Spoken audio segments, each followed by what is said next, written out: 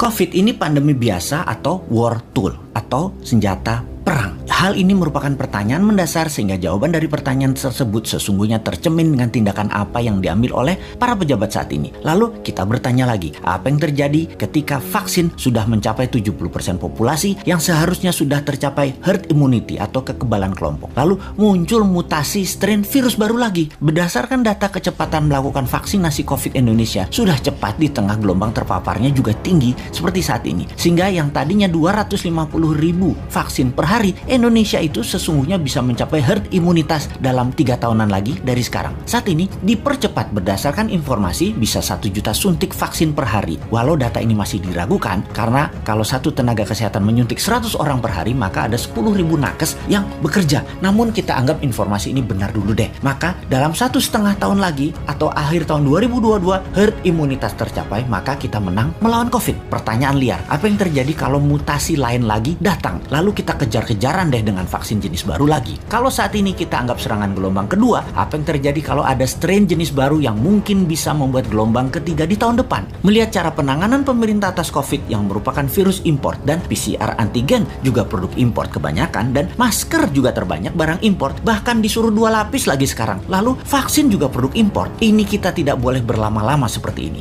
Apa nggak kita balik aja sebaiknya? Inilah masa di mana produk lokal, misalnya masker, harusnya merupakan 90% masker yang beredar di Indonesia saat ini adalah buatan lokal. Antigen tes lokalnya harus 100%. Vaksin lokal harus 50%. Atau obat peningkat imunitas yang lokal harus digenjot. Agar kalau virus mutan lagi, kita nggak terus bergantung impor yang akan membuat ekonomi negara digerogoti uang keluar atau flight capital. Sudah cara bernegaranya membatasi uang beredar menjadi tipis di tanah air, uang tadi ditarik keluar dengan berbagai kebutuhan impor dan tunai di tanah air harus hidup dengan pinjaman dolar asing dan yuan. Rupiah kok jadi nggak berdaulat ya? Pastinya karena kebijakannya terlalu impor. Walau bisa terlihat benar karena semuanya dalam keadaan darurat, tapi kalau bernegaranya daruratnya berkepanjangan seperti ini, sebenarnya bisa nggak masuk kategori salah kelola atau mismanagement bernegaranya. Lebaran tahun 2020 nih ya, kita nggak boleh mudik, pulang kampung, mudik apalah itu. Lalu tahun 2021 berlaku lagi, nggak boleh mudik lagi. Oke lah, kita manut, 2 kali ya kita manut. Walau ada beberapa orang nggak tahan melakukan pulang kampung yang katanya mereka lah penyebab meledaknya gelombang kedua paparan COVID sekarang. Oke lah, argumen ini diterima. Tetapi kalau tahun depan 2022 masih lagi, ini namanya nggak bisa kelola. Setuju nggak kalau hal ini kita sematkan? Nggak bisa kelola negara karena 3 kali berturut-turut kita nggak pulang kampung. Kembali ke pertanyaan awal. Kita bisa simpulkan dari pertanyaan pertama oleh pemerintah saat ini, COVID adalah pandemi biasa, bukan war tool atau senjata perang biologi. Menjawab pertanyaan kedua, kalau ada strain baru, maka sepertinya ya ikut aja atas apa yang akan terjadi nanti. Kumaha engke, tak ada antisipasinya, yang ada hanyalah mudah-mudahan nggak ada mutasi lagi. Kalau terjadi berlawanan, ini senjata biologi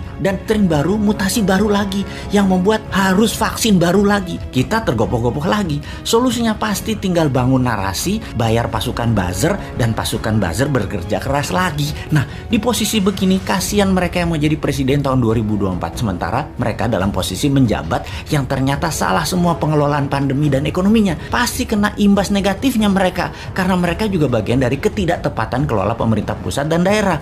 Karena yang digadang-gadang tahun 2024 kebanyakan pejabat incumbent. Di sini enaknya jadi yang bukan pejabat tetapi selalu memberikan solusi. Bahkan bukan hanya solusi, tapi saran yang dikerjakan walau dengan skala tanpa fasilitas. Bisa jadi kuda hitam nggak di tahun 2024 kira-kira dia itu. Tapi mudah-mudahan prediksi ini salah. Ekonomi membaik, COVID teratasi tahun ini. Amin. Cuman takut aja prediksi ini benar. Masa tinggal bosman tahun 2024? Ya nggak mungkin toh. Harusnya bisa 3 kali menjabat. Dukung!